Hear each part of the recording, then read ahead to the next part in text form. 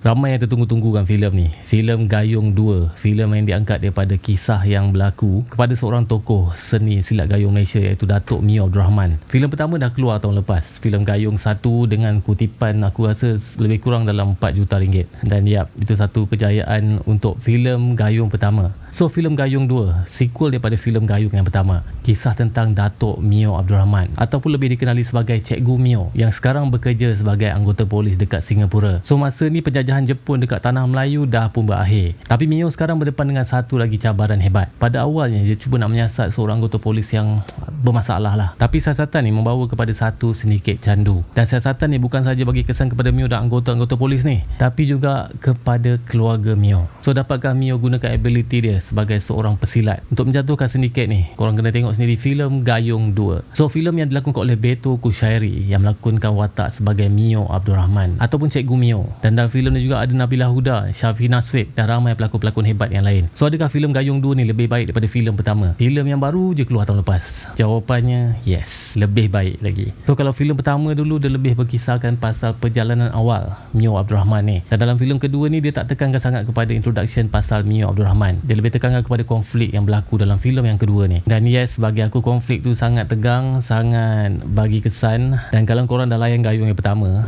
Gayung kedua ni akan bagi kesan dari sudut emosi bagi aku. Ada part dalam filem ni yang aku tak jangka aku boleh menangis. Lakonan pelakon-pelakon Beto Kushairi, Nabila Huda, Syafina Swik, semuanya memang kau-kau. Walaupun tak banyak sangat part yang aku boleh cakap bermain dengan emosi ni. Sekali dia bagi geram, betul-betul dia bagi. Sekali dia bagi sedih, betul-betul dia bagi. Dan lakonan pelakon-pelakon pun main peranan yang sangat-sangat besar untuk bagi impact emosi yang sangat kuat untuk filem ni. Dan satu lagi benda yang aku patut puji pasal filem ni adalah koreografi dia, mainan kamera dia. Rasa macam tengok filem Ip Man, filem-filem action daripada Hong Kong. Kamera dia tak adalah shaky sangat, tapi still boleh bagi viewing angle yang nice, yang intense untuk kita sebagai penonton yang tonton filem Gayung 2 ni. Filem ni yes memang penuh dengan aksi, tapi aku rasa macam sekejap gila mat.